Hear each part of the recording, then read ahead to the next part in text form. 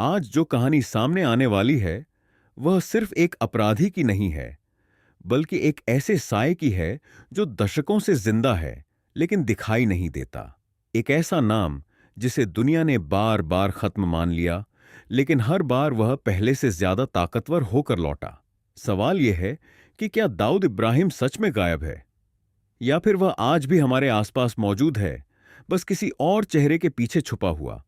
और अगर वह जिंदा है, तो आखिर क्यों दुनिया की सबसे ताकतवर एजेंसियां उसे पकड़ नहीं पा रहीं, या फिर पकड़ना चाहती ही नहीं। कहानी शुरू होती है 12 मार्च 1993, दोपहर 1:30, मुंबई। शहर अपनी रोजमर्रा की रफ्तार में दौड़ रहा था। तभी अचानक एक के बाद एक धमाकों ने पूरे शहर को हिला दिया।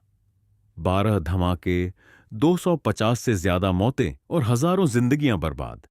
उस दिन सिर्फ इमारतें नहीं गिरी थीं, बल्कि भारत की सुरक्षा व्यवस्था पर भी एक गहरा सवाल खड़ा हो गया था।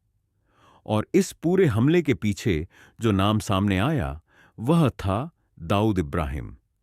लेकिन यह सिर्फ शुरुआत थी। असली खेल तो इसके बाद शुरू हुआ। एक साधारण पुलिस कांस्टेबल का बेटा, जो कभी मुंबई की गलियों में छोटा मोटा अपराध करता था, कैसे अंतर्राष्ट्रीय अपराध का सबसे बड़ा चेहरा बन गया। यह सवाल जितना सीधा लगता है, उसका जवाब उतना ही खतरनाक है।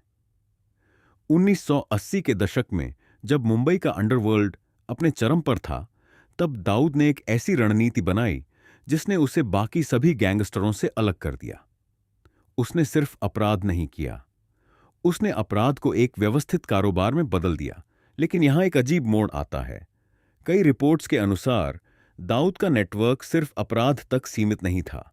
उसके तार उन ताकतों से जुड़ने लगे जो देशों की राजनीति और खुफिया खेल को नियंत्रित करती हैं। क्या यह संभव है कि एक अपराधी एक राष्ट्र के लिए एक एसेट बन जाए? यही वह बिंदु है जहां कहानी और भी गहरी हो जाती है। कहानी में एक और किरदार आता है, राहुल, एक आम पत्रकार जिसने इस पूरे नेटवर्क को समझने की कोशिश की।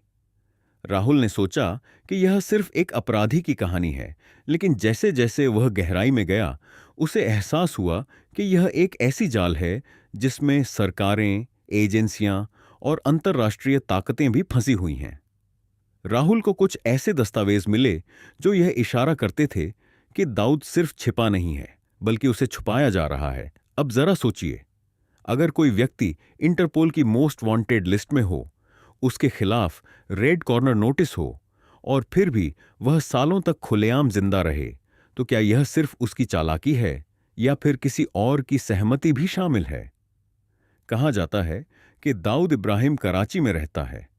कई बार उसकी लोकेशन सामने आई, कई बार उसे मारने की खबरें भी आईं, लेकिन हर बार कुछ दिनों बाद वह खबर गायब हो जाती है। क्या यह सिर्फ अफवाह है, या फिर सच्चाई को दबाने का एक तरीका? यहां कहानी में एक और बड़ा नाम जुड़ता है, अजीत डोवाल। भारत की खुफिया दुनिया का एक ऐसा चेहरा जिसने कई गुप्त ऑपरेशनों को अंजाम दिया है। कहा जाता है कि दाऊद को पकड़ने के लिए कई बार गुप्त मिशन चलाए गए, लेकिन हर बार आखिरी क्षण में कुछ ऐसा हुआ जिससे वह बच निकला। सवाल यह है कि वह कुछ क्या था?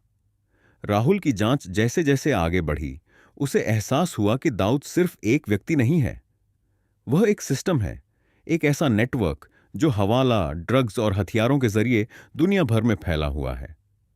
और सबसे चौंकाने वाली बात यह थी कि इस नेटवर्क के कुछ हिस्से आज भी सक्रिय हैं, और शायद पहले से ज्यादा मजबूत हैं। अब एक पल के लिए खुद को राहुल की जगह रखिए। अगर आपको यह पता चले कि जिस व्यक्ति को पूरी दुनिया ढूंढ रही है, वह असल में कहीं छुपा नहीं है, बल्कि खुलेआम अपने नेटवर्क को चला रहा है, तो आप क्या करेंगे? क्या आप सच सामने लाएंगे, या अपनी सुरक्षा के लिए चुप रहेंगे? कहानी का सबसे बड़ा झटका तब आता है जब कुछ खुफिया रिपोर्ट्स यह संकेत देती हैं कि दाऊद ने अपनी पहचान बदल ली है। नया नाम, नया चेहरा और एक नई जिंदगी। अगर यह सच है, तो इसका मतलब यह है कि जिस व्यक्ति को हम ढूंढ रहे हैं, वह शायद हमारे सामने से गुजर चुका है और हमें पता भी नहीं चला। लेकिन आखिर में सवाल वहीं रह जाता है, क्या दाऊद इब्राहिम एक इंसान है, या एक ऐसा मिथक जो कभी खत्म नहीं होगा? क्या उसे पकड़ना वास्तव में असंभव है, या फिर कुछ सच्चाइयां ऐसी हैं जिन्हें दुनिया के सामने लाना ही नहीं चाहती। और शायद सबसे डरावनी बात यह है कि इस कहानी का अंत अभी तक नहीं हुआ, क्योंकि दाऊद इब्राहिम की कहानी आज भी कहीं ना कहीं जारी है।